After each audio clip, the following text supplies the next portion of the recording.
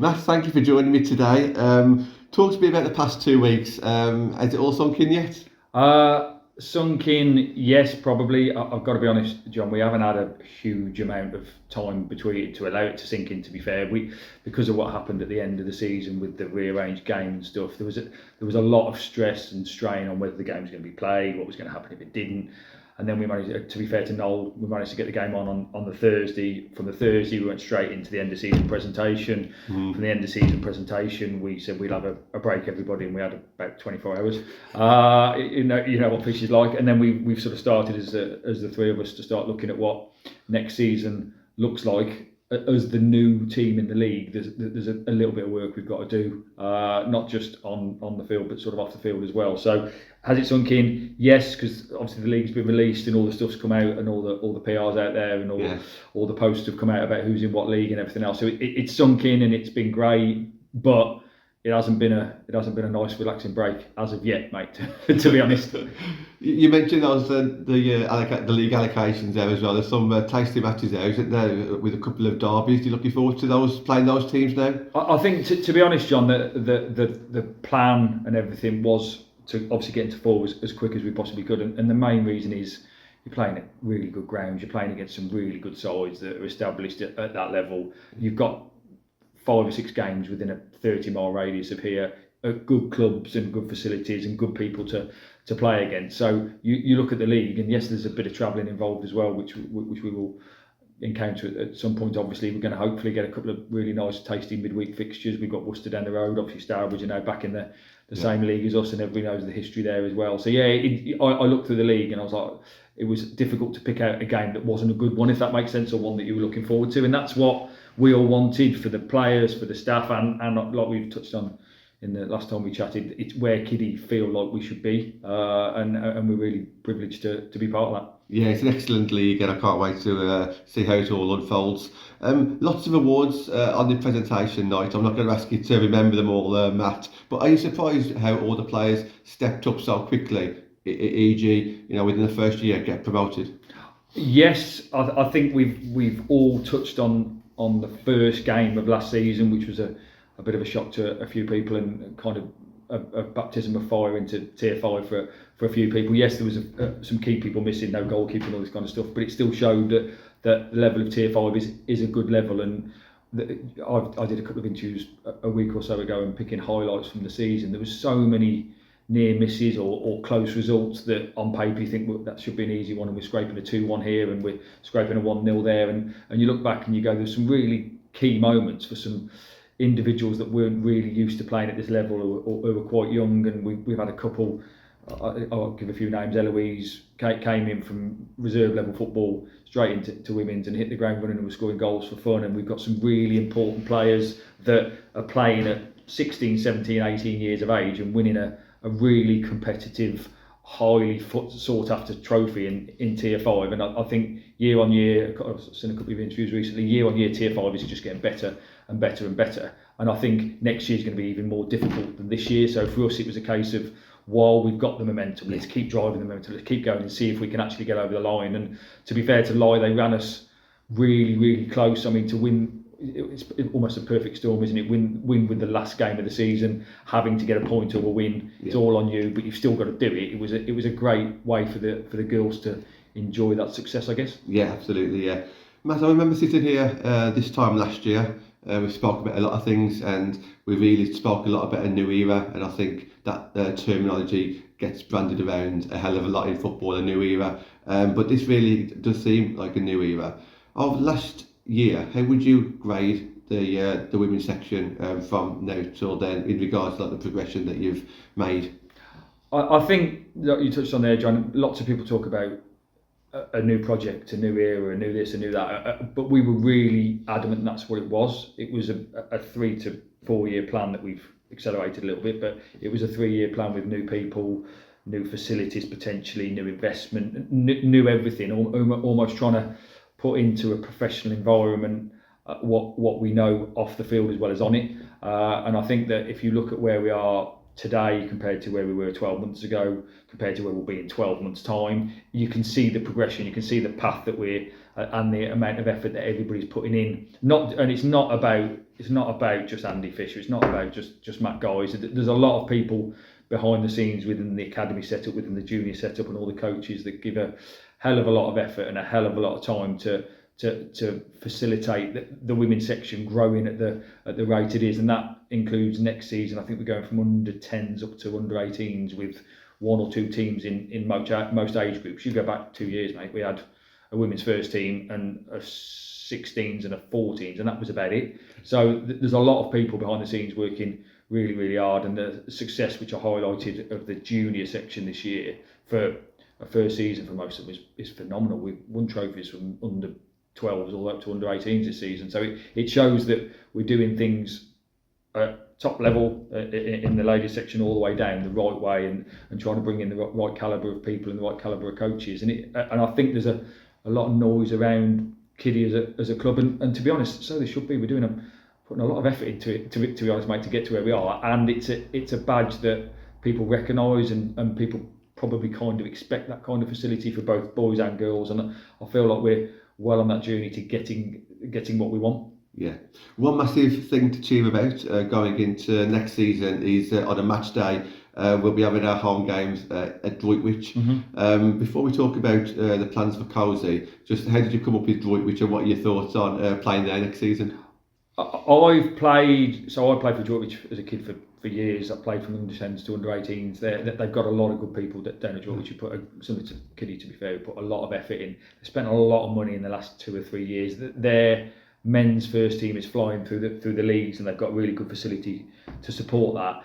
We knew going into Tier 4 we needed to find a home that was a friendly home. I wanted somewhere that the girls could feel part of.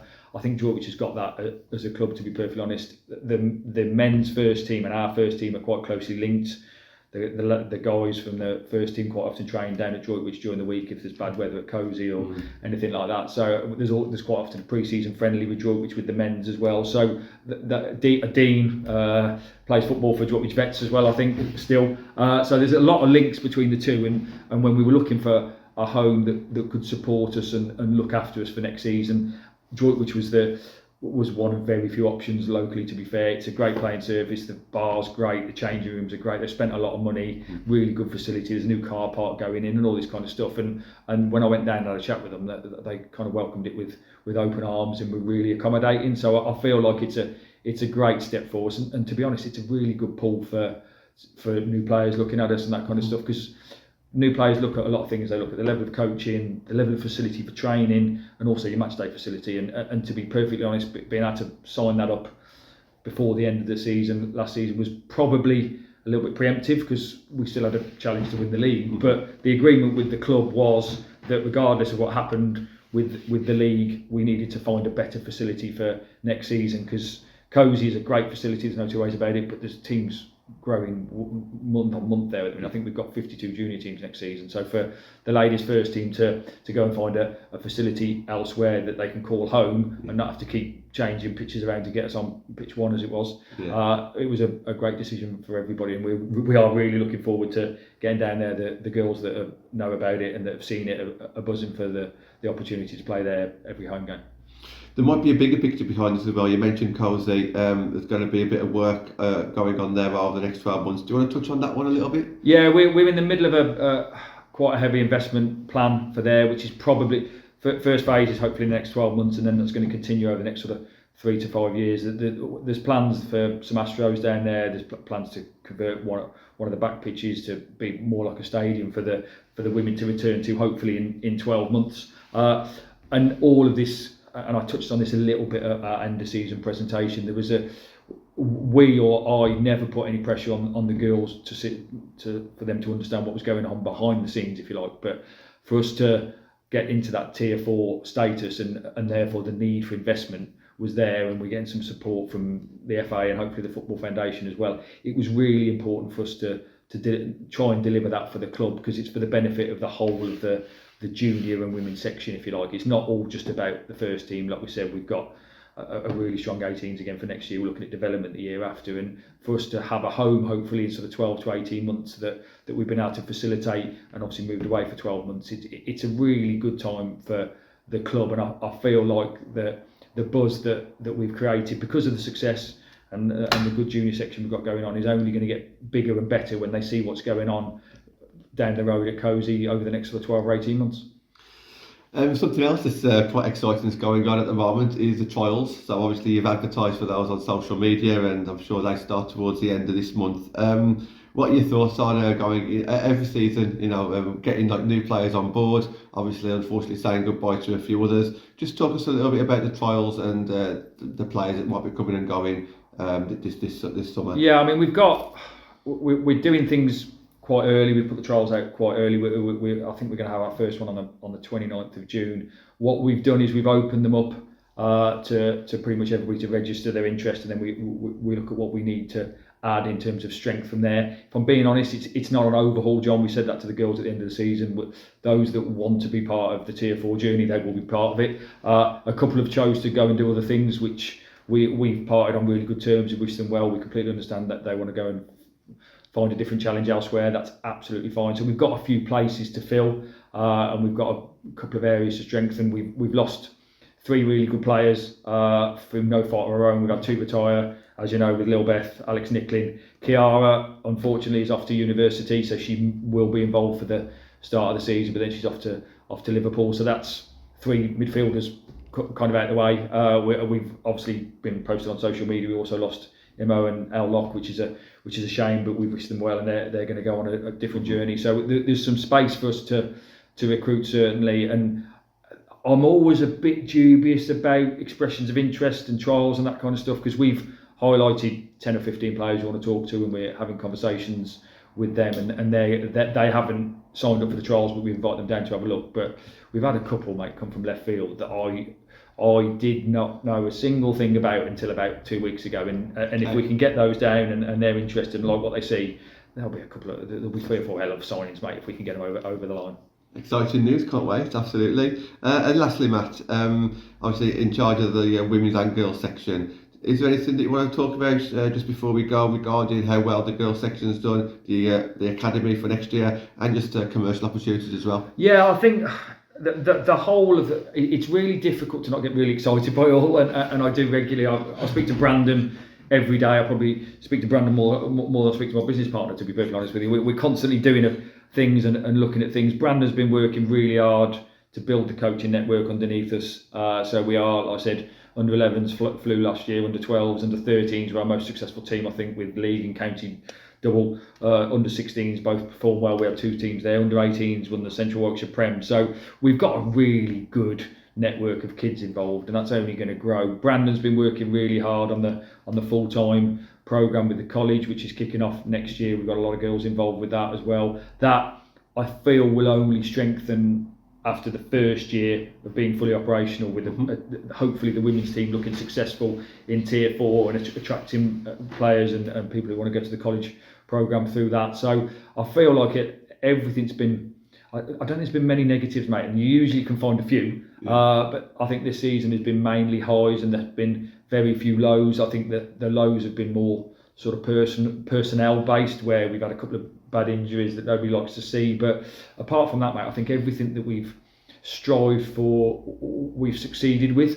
We wanted a good FA Cup run, which we got. We wanted to win the league if we could. We did. We won the County Cup. We've seen massive success in the junior pathway as well, which from the girls' side is probably a bit surprising, because most teams were in their first year with us, and most teams have picked up a trophy, and that's difficult at the level they're playing at, mate, to be fair. So I feel like, I don't feel like any team has had a negative season, which when you've got as many as we have now, that's a really strong place to be. And I think that with us being in the National League, talking about commercial opportunities, with us being in the National League next year, there's a bigger exposure, there's a bigger fan base, there's bigger travelling support, there's a lot more social media presence. The Women's National League are great with their publicity and their social media presence. They do a lot of work on that side of it. They keep things in the press as much as they can to build the women's game. It's not just about an individual team, it's about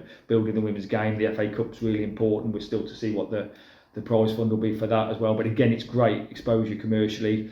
I think there's a conversation with me and the commercial team tomorrow about what structure we do with the women's first team and what commercial opportunities we can present to potential investors and people that want to get on board. I think it's a great time, not just for the women's first team, but across the junior section with as many girls teams as we've now got, and an ever-growing pathway of really good sides. It's a really good time to get involved from a commercial viewpoint, and hopefully in the next week or so I'll be able to finalise what those packages look like across the section.